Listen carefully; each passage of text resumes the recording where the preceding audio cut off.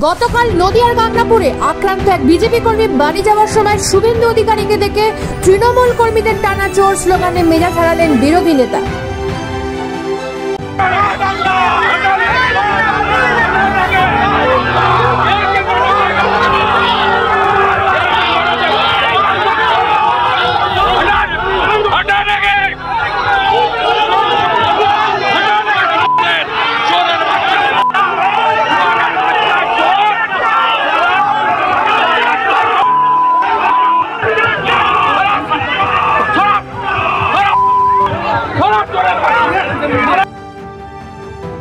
একেবারে জুতো হাতে নিয়ে তেড়ে গেলেন তৃণমূল কর্মীদের দিকে। দেখুন সে ছবি।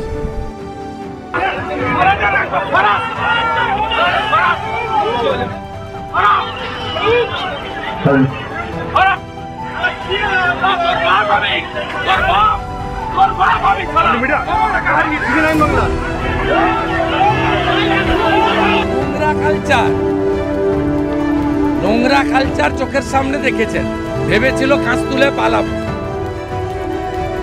আমার উপর আক্রমণ করেছে।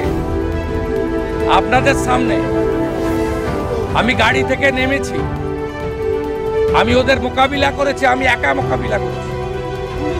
গাংনাপুরে রশি দাঁড়িয়ে থেকে এই নোংরামিটা করেছি। নদিয়া থেকে নিজস্ব প্রতিনিধি রিপোর্ট, নিউজ প্রাইম বাংলা।